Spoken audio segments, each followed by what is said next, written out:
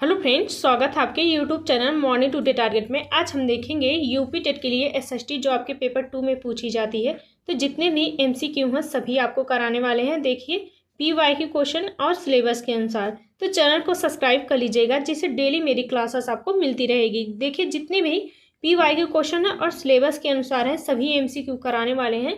तो चैनल को जरूर सब्सक्राइब कर लीजिएगा। और देखिए इसके पहले जितनी भी मेरी क्लासेस हो चुकी है तो उसको प्ले लिस्ट में आपको मिल जाएगी, तो जाके ज़रूर देख लीजिएगा। और देखिए अपनी तैयारी को बेहतर तरीके से करिए ताकि आपका यूपी टेट क्लियर हो सके। देखिए अगर आपको गवर्नमेंटेड जॉब लेनी है तो आपको यूपी टेट क्लियर करना अनिवार्य हो गया है। इसलिए जितना हो सके देखिए ईमानदारी से पढ़िए, अच्छे से पढ़िए ताकि आपका यूपी टेट क्लियर हो जाए। तो चलते हैं पहले क्वेश्चन से स्टार्ट करते हैं। और क्लास शुरू करने से पहले आप लोग इस क्लास को ज़्यादा से ज़्यादा लाइक शेयर कर दिया करिए।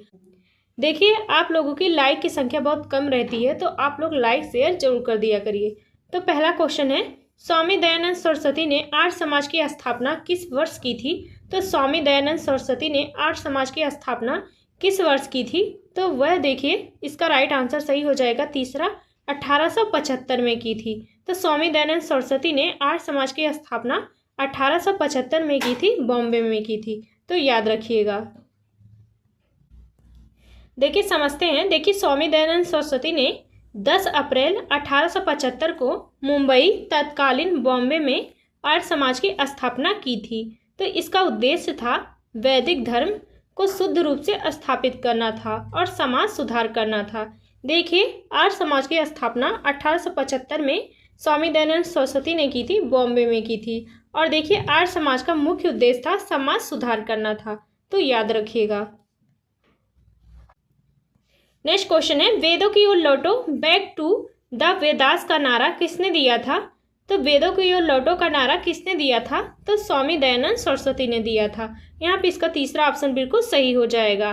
तो देखिए वेदों की ओर लौटो का नारा दिया था स्वामी दयानंद सरस्वती ने दिया था।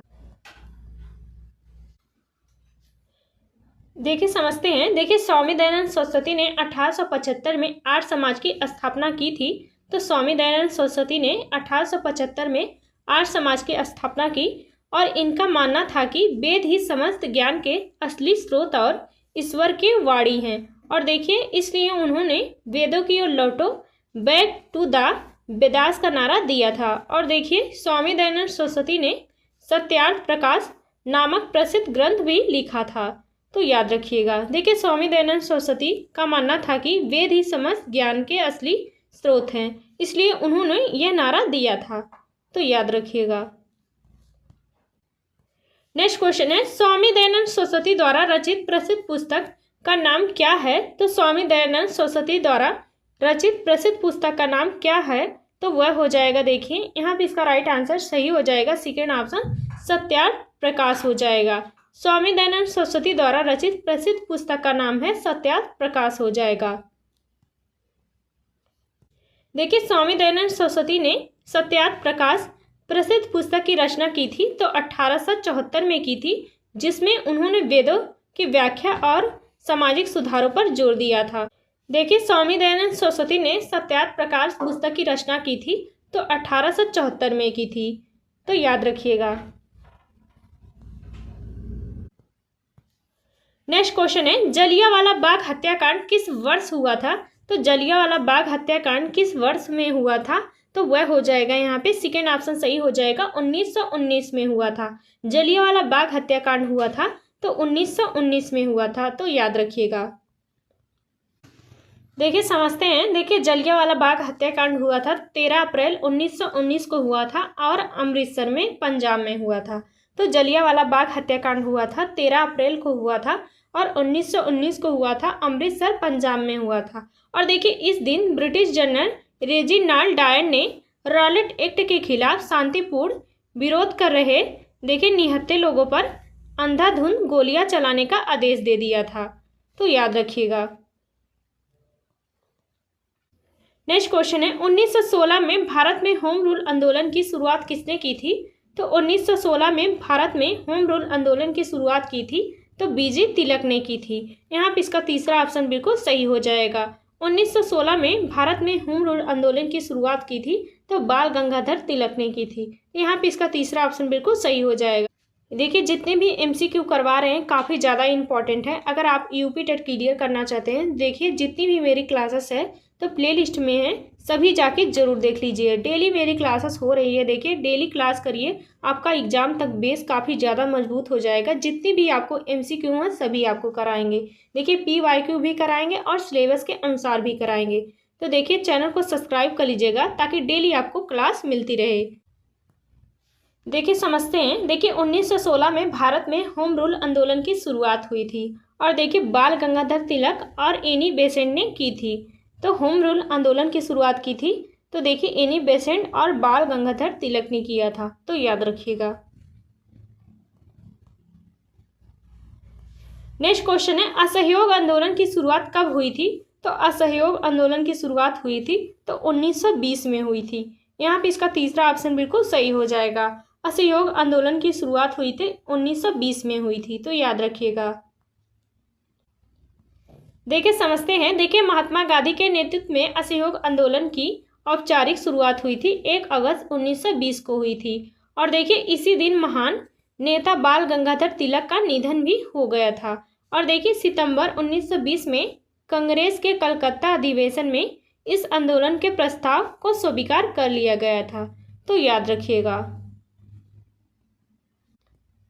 नेक्स्ट क्वेश्चन है, भारतीय संविधान के अनुसार निम्न में से किसे अशिष्ट शक्तियां प्रदान की गई हैं? तो भारतीय संविधान के अनुसार निम्न में से किसे अशिष्ट शक्तियां प्रदान की गई हैं? तो वह हो जाएगा केंद्र सरकार को। यहाँ पे देखिए फर्स्ट आंसर यहाँ पे बिल्कुल सही हो जाएगा। देखिए भारतीय संविधान के अनुसार अशिष्ट शक्तियां प्रदान की गई हैं तो वह केंद्र सरकार को। यहाँ पे इसका फर्स्ट आंसर बिल्कुल सही हो जाएगा। देखिए समझते हैं। देखिए अनुच्छेद 248 के तहत जिन विषयों का उल्लेख संघ और राज्य या समवर्ती सूची में नहीं है उन पर कानून बनाने का विशेष अधिकार केंद्र सरकार संसद के पास होता है, तो याद रखिएगा। नेक्स्ट क्वेश्चन है, भारत का पहला स्वतंत्रता संग्राम कब हुआ था? तो भारत का पहला स्वतंत्रता संग्राम हुआ था तो वह 1857 में हुआ था। यहाँ पे इसका सेकेंड ऑप्शन बिल्कुल सही हो जाएगा। भारत का पहला स्वतंत्रता संग्राम हुआ था तो 1857 में हुआ था, तो याद रखिएगा। देखिए समझते हैं। देखिए भारत का पहला स्वतंत्रता संग्राम जिसे 1857 का विद्रोह या सिपाही विद्रोह भी कहा जाता है और देखिए यह शुरू हुआ था तो 10 मई 1857 को मेरठ से शुरू हुआ था, तो याद रखिएगा। नेक्स्ट क्वेश्चन है, आर्य समाज की स्थापना किसने की थी? तो आर्य समाज की स्थापना की थी स्वामी दयानंद सरस्वती ने की थी। यहाँ पे इसका डी ऑप्शन बिल्कुल सही हो जाएगा। आर्य समाज की स्थापना स्वामी दयानंद सरस्वती ने की थी। तो देखिए जितने भी क्वेश्चन करवा रहे हैं काफ़ी ज़्यादा इंपॉर्टेंट है, तो एक भी क्वेश्चन मिस मत करिएगा। और इसके पहले जो भी मेरी एसएसटी की क्लासेस हो चुकी हैं देखिए तो वह प्लेलिस्ट में आपको मिल जाएगी, तो उसको जाके जरूर देख लीजिएगा। अगर आप पेपर 2 क्लियर करना चाहते हैं, देखिए जितने भी क्वेश्चन करवा रहे हैं काफ़ी ज़्यादा इंपॉर्टेंट है। अगर आपने सभी क्लासेस देख ली, देखिए आप एग्जाम तक क्लासेस लेते रहें तो आपका देखिए यूपी टेट 100% क्लियर हो जाएगा। जितने भी क्वेश्चन देखिए करवाएंगे आपको सिलेबस के अनुसार और पीवाईक्यू क्वेश्चन करवाएंगे। देखिए समझते हैं। देखिए स्वामी दयानंद सरस्वती ने उन्होंने 10 अप्रैल 1875 में आर्य समाज की स्थापना की थी। तो स्वामी दयानंद सरस्वती ने 10 अप्रैल 1875 में आर्य समाज की स्थापना की थी और देखिए उनका मुख्य नारा था वेदों की ओर लौटो था। और देखिए उन्होंने सामाजिक सुधारों किए जैसे बाल विवाह का विरोध और महिला शिक्षा को बढ़ावा देने पर जोर दिया था। देखिए स्वामी दयानंद सरस्वती ने काफ़ी ज़्यादा सामाजिक सुधार किए जैसे बाल विवाह और देखिए महिला शिक्षा को बढ़ावा देना, तो यह सभी देखिए सामाजिक सुधार किए थे, तो याद रखिएगा। नेक्स्ट क्वेश्चन है, मौर्य राजवंश की स्थापना किसने की थी? तो मौर्य राजवंश की स्थापना की थी तो चंद्रगुप्त मौर्य ने की थी। यहाँ पे इसका सेकेंड ऑप्शन बिल्कुल सही हो जाएगा। मौर्य राजवंश की स्थापना चंद्रगुप्त मौर्य ने की थी, तो याद रखिएगा। देखिए समझते हैं। देखिए मौर्य राजवंश की स्थापना की थी तो चंद्रगुप्त मौर्य ने की थी। तो कब की थी? तो 322 से लेकर 321 ईसा पूर्व में की थी। और देखिए अपने गुरु आचार्य चाणक्य कौटिल्य की सहायता से मगध के अंतिम नंद शासक घनानंद को पराजित कर इस साम्राज्य की नींव रखी थी। देखिए चंद्रगुप्त मौर्य ने अंतिम शासक घनानंद को हराकर मौर्य साम्राज्य की नींव रखी थी, तो याद रखिएगा। नेक्स्ट क्वेश्चन है, स्वामी दयानंद सरस्वती का बचपन का नाम क्या था? तो स्वामी दयानंद सरस्वती का बचपन का क्या नाम था? तो वह हो जाएगा मूल शंकर था। यहाँ पे इसका सेकेंड ऑप्शन बिल्कुल सही हो जाएगा। स्वामी दयानंद सरस्वती का बचपन का नाम था मूल शंकर था। तो देखिए, आप लोगों की लाइक की संख्या बहुत कम रहती है, तो आप लोग देखिए प्लीज़ लाइक शेयर कर दिया करिए, इतना तो आप लोग कर ही सकते हैं। देखिए समझते हैं। देखिए, स्वामी दयानंद सरस्वती का जन्म हुआ था तो 12 फरवरी 1824 को गुजरात के टंकारा में हुआ था। और उनका जन्म देखिए मूल नक्षत्र में हुआ था, इसलिए उनके माता पिता ने उनका नाम मूल शंकर रख दिया था, तो याद रखिएगा। नेक्स्ट क्वेश्चन है, भारत की कौन सी नदी कर्क रेखा ट्रॉपिक ऑफ कैंसर को 2 बार काटती है? तो कौन सी भारत की ऐसी नदी है जो कर्क रेखा को 2 बार काटती है? तो वह हो जाएगी यहाँ पे देखिए माही नदी, जो देखिए कर्क रेखा को 2 बार काटती है। देखिए समझते हैं। देखिए, माही नदी भारत की एकमात्र ऐसी नदी है जो कर्क रेखा को 2 बार काटती है। और देखिए, यह मध्य प्रदेश से निकलती है और राजस्थान से होते हुए गुजरात में खंबात की खाड़ी में गिरती है, तो याद रखिएगा। देखिए, भारत की माही नदी ऐसी एकमात्र नदी है जो कर्क रेखा को 2 बार काटती है और यह मध्य प्रदेश से निकलती है और राजस्थान से होते हुए खंबात की खाड़ी में गिरती है, तो याद रखिएगा। नेक्स्ट क्वेश्चन है, महात्मा गांधी का जन्म कब हुआ था? तो महात्मा गांधी का जन्म हुआ था तो 2 अक्टूबर 1869 में हुआ था। यहाँ पे इसका फर्स्ट आंसर बिल्कुल सही हो जाएगा। महात्मा गांधी का जन्म हुआ था तो 2 अक्टूबर 1869 में हुआ था, तो याद रखिएगा। देखिए समझते हैं। देखिए, महात्मा गांधी का जन्म हुआ था गुजरात के पोरबंदर में हुआ था। उनके जन्म दिवस को भारत में गांधी जयंती और विश्व स्तर पर अंतर्राष्ट्रीय अहिंसा दिवस के रूप में मनाया जाता है, तो याद रखिएगा। देखिए, महात्मा गांधी का जन्म हुआ था तो गुजरात के पोरबंदर में हुआ था और उनके जन्म दिवस को भारत में गांधी जयंती और विश्व स्तर पर अंतर्राष्ट्रीय अहिंसा के रूप में मनाया जाता है, तो याद रखिएगा। नेक्स्ट क्वेश्चन है, गोदावरी नदी कहाँ से निकलती है? गोदावरी नदी निकलती है तो नासिक से निकलती है। यहाँ पे इसका तीसरा ऑप्शन बिल्कुल सही हो जाएगा। देखिए समझते हैं। देखिए, गोदावरी नदी महाराष्ट्र के नासिक जिले में त्र्यंबकेश्वर की पहाड़ियों से निकलती है और देखिए इसे दक्षिण गंगा या बूढ़ी गंगा के नाम से भी जाना जाता है। तो देखिए, गोदावरी नदी महाराष्ट्र के नासिक जिले में त्र्यंबकेश्वर की पहाड़ियों से निकलती है और इसे देखिए दक्षिण गंगा या बूढ़ी गंगा के नाम से भी जाना जाता है, तो गोदावरी नदी को, तो याद रखिएगा। नेक्स्ट क्वेश्चन है, आरामबाग अधोलिखित किस मुगल बादशाह ने बनवाया था?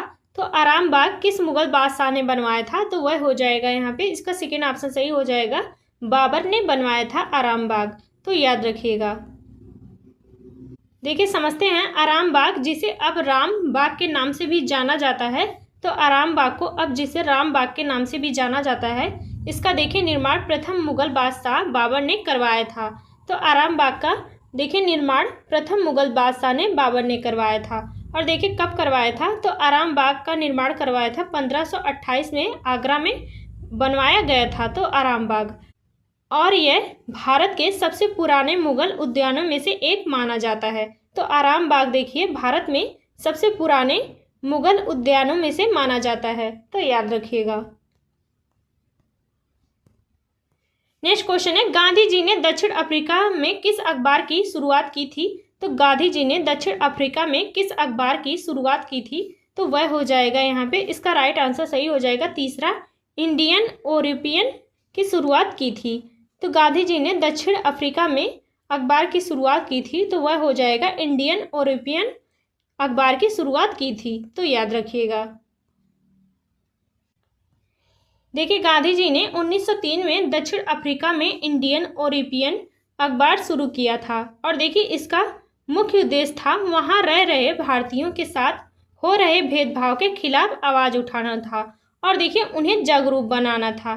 और देखिए यह अखबार गुजराती, हिंदी, तमिल और अंग्रेजी भाषाओं में छपता था, तो याद रखिएगा। तो गांधी जी ने अखबार की शुरुआत की थी 1903 में की थी, दक्षिण अफ्रीका में की थी और देखिए इसका मुख्य उद्देश्य था कि वहाँ के रह रहे भारतीयों के साथ हो रहे भेदभाव के खिलाफ आवाज़ उठाना था और उन्हें जागरूक करना था। तो यह अखबार देखिए गुजराती, हिंदी, तमिल और अंग्रेजी भाषाओं में छपता था, तो याद रखिएगा। नेक्स्ट क्वेश्चन है, गांधी जी ने साबरमती आश्रम की स्थापना कहाँ की थी?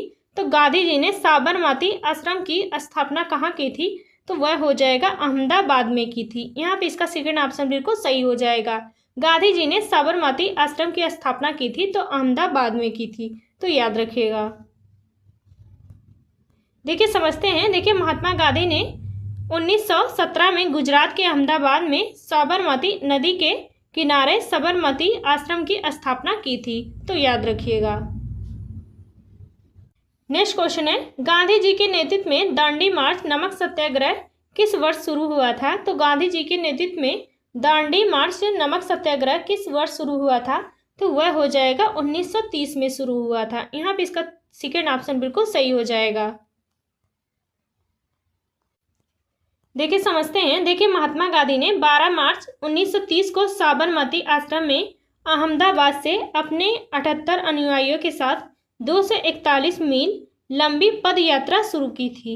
और देखिए यह यात्रा 6 अप्रैल 1930 को दांडी के तटीय गांव में नमक कानून तोड़कर समाप्त हुई थी। और देखिए जो सविनय अवज्ञा आंदोलन की शुरुआत थी। तो महात्मा गांधी ने 12 अप्रैल 1930 को साबरमती आश्रम अहमदाबाद से अपने 78 अनुयायियों के साथ 241 मील लंबी पद यात्रा शुरू की थी। और देखिए यह यात्रा पूरी हुई थी तो 6 अप्रैल 1930 को पूरी हुई थी, तो नमक कानून तोड़कर समाप्त हुई थी। और देखिए जो सविनय अवज्ञा आंदोलन की शुरुआत थी। तो यह सभी पॉइंट याद रखिएगा। देखिए यहाँ से क्वेश्चन काफ़ी ज़्यादा पूछा जाता है। नेक्स्ट क्वेश्चन है, गांधी जी को महात्मा की उपाधि किसने दी थी? तो गांधी जी को महात्मा की उपाधि किसने दी थी? तो वह हो जाएगा, यहाँ पे इसका तीसरा ऑप्शन सही हो जाएगा, रविन्द्रनाथ टैगोर ने दी थी। तो गांधी जी को महात्मा की उपाधि दी थी तो देखिए रविन्द्रनाथ टैगोर ने दी थी। तो यहाँ पे इसका तीसरा ऑप्शन बिल्कुल सही हो जाएगा। देखिए समझते हैं। देखिए गुरुदेव रविन्द्रनाथ टैगोर ने सर्वप्रथम मोहनदास करमचंद गांधी को महात्मा अर्थात महान आत्मा कहकर संबोधित किया था। और देखिए इसके बदले में गांधी जी ने रविन्द्रनाथ टैगोर को गुरुदेव की उपाधि दी थी, तो याद रखिएगा। देखिए रविन्द्रनाथ टैगोर ने सर्वप्रथम मोहनदास करमचंद गांधी को महात्मा अर्थात महान आत्मा कहकर संबोधित किया था। और देखिए इसके बदले गांधी जी ने रविन्द्रनाथ टैगोर को गुरुदेव की उपाधि दी थी, तो याद रखिएगा। नेक्स्ट क्वेश्चन है, हमारे संविधान में मूल कर्तव्य कब लाया गया था? तो हमारे संविधान में मूल कर्तव्य कब लाया गया था? तो वह हो जाएगा 1976 में लाया गया था। तो हमारे संविधान में मूल कर्तव्य लाया गया था तो 1976 में लाया गया था। यहाँ पे इसका सेकेंड ऑप्शन बिल्कुल सही हो जाएगा। देखिए समझते हैं। देखिए भारतीय संविधान में मूल कर्तव्यों फंडामेंटल ड्यूटीज को 42वें संविधान संशोधन के तहत 1976 में जोड़ा गया था। और देखिए इसे स्वर्ण सिंह समिति की सिफारिशों पर शामिल किया गया था, तो याद रखिएगा। देखिए भारतीय संविधान में मूल कर्तव्यों को 42वें संविधान संशोधन के तहत जोड़ा गया था 1976 में, और इसे देखिए स्वर्ण सिंह समिति की सिफारिशों पर शामिल किया गया था, तो याद रखिएगा। नेक्स्ट क्वेश्चन है, बिंबिसार किस वंश का संस्थापक था? तो बिंबिसार किस वंश का संस्थापक था? तो वह हो जाएगा यहाँ पे देखिए हर्यक वंश का संस्थापक था बिंबिसार। यहाँ पे इसका सेकेंड ऑप्शन बिल्कुल सही हो जाएगा। देखिए समझते हैं। देखिए बिंबिसार मगध साम्राज्य के हर्यक वंश के संस्थापक थे। तो बिंबिसार मगध साम्राज्य के हर्यक वंश के संस्थापक थे। और देखिए लगभग 544 ईसा पूर्व से 492 ईसा पूर्व तक शासन किया था। और देखिए यह राजगृह ग्रीवरिच को अपनी राजधानी बनाया था। तो बिंबिसार देखिए हर्यक वंश के संस्थापक थे और देखिए लगभग शासन किए थे तो 544 ईसा पूर्व से लेकर 492 ईसा पूर्व तक शासन किए थे। देखिए राजगृह जिसे ग्रीवरिच कहा जाता है उसको अपनी राजधानी बनाया था, तो याद रखिएगा। नेक्स्ट क्वेश्चन है, बिंबिसार ने अपनी शक्ति को बढ़ाने के लिए किस नीति का मुख्य रूप से सहारा लिया था? तो बिंबिसार ने अपनी शक्ति को बढ़ाने के लिए किस नीति का मुख्य रूप से सहारा लिया था? तो वह हो जाएगा वैवाहिक संबंधों का सहारा लिया था। यहाँ पे इसका फर्स्ट आंसर बिल्कुल सही हो जाएगा। बिंबिसार ने अपनी शक्ति को बढ़ाने के लिए देखिए वैवाहिक संबंधों का सहारा लिया था, तो याद रखिएगा। देखिए समझते हैं। देखिए हर्यक वंश के संस्थापक बिंबिसार ने मगध साम्राज्य को विस्तार और अपनी शक्ति को बढ़ाने के लिए, उसे सुदृढ़ करने के लिए मुख्य रूप से वैवाहिक गठबंधनों की कूटनीतिक देखिए नीति का सहारा लिया था। तो याद रखिएगा। देखिए बिंबिसार ने अपने साम्राज्य को बढ़ाने के लिए, उसे देखिए और शक्तिशाली करने के लिए, उसे बढ़ाने के लिए वैवाहिक संबंधों का सहारा लिया था। तो याद रखिएगा। नेक्स्ट क्वेश्चन है, बिंबिसार के राजवैद्य का नाम क्या था जिसे उन्होंने बुद्ध की सेवा में भेजा था? तो बिंबिसार के राजवैद्य का क्या नाम था जिसे उन्होंने बुद्ध की सेवा में भेजा था? तो वह हो जाएगा जीवक था। यहाँ पे इसका देखिए तीसरा ऑप्शन बिल्कुल सही हो जाएगा। देखिए बिंबिसार ने देखिए जीवक को भेजा था बुद्ध की सेवा के लिए। तो याद रखिएगा।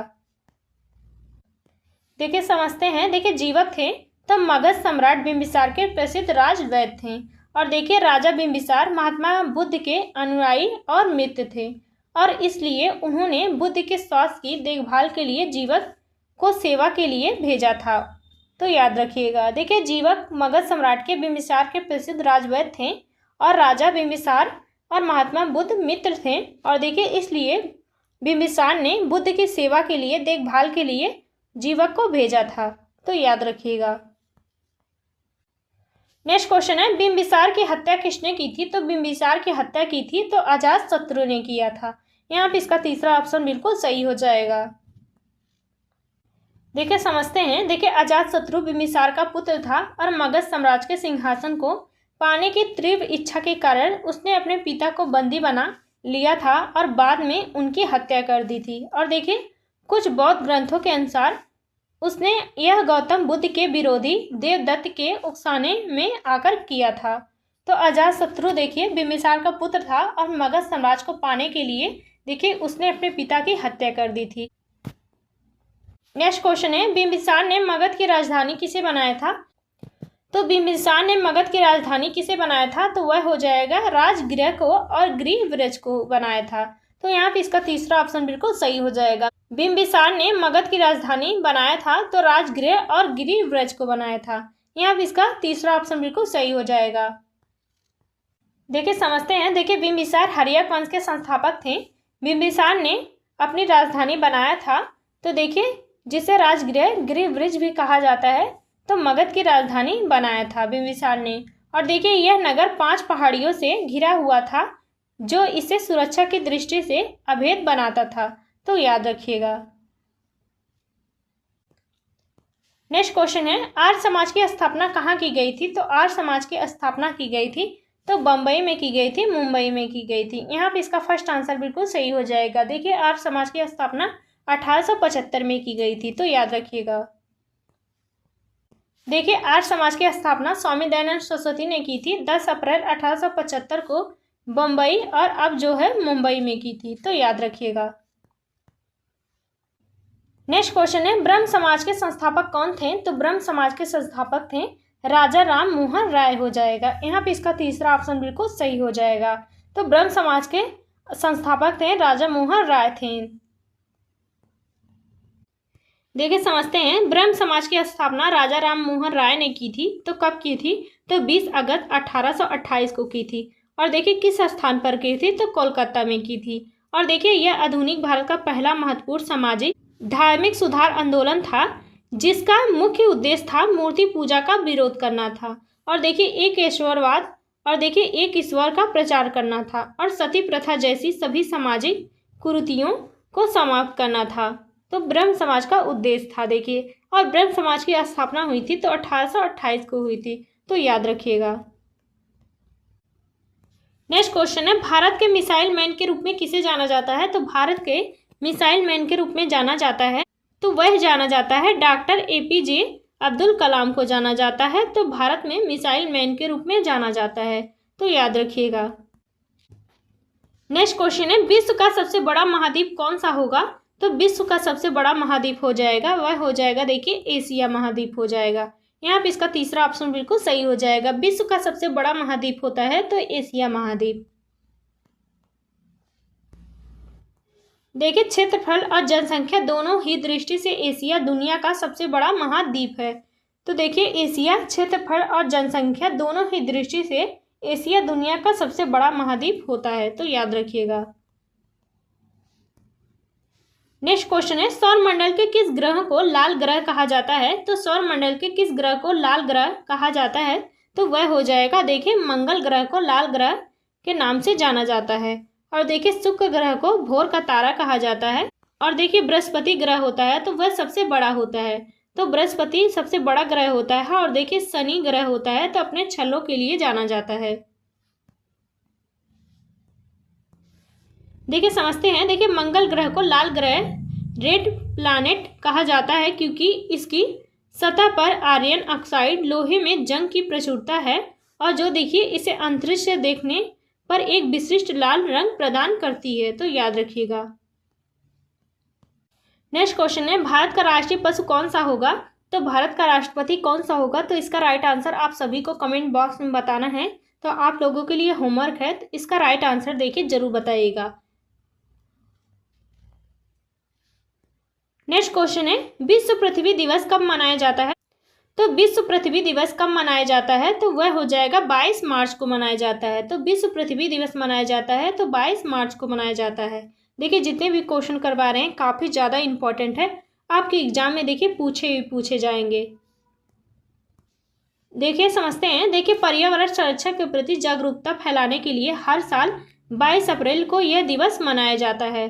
तो पर्यावरण संरक्षण के प्रति जागरूकता फैलाने के लिए हर साल 22 अप्रैल को यह दिवस मनाया जाता है। और देखिए इस दिन का मुख्य उद्देश्य है लोगों को पर्यावरण संरक्षण, पृथ्वी को प्लास्टिक प्रदूषण से बचाने और प्रकृति की रक्षा के लिए जागरूक करना होता है, तो याद रखिएगा।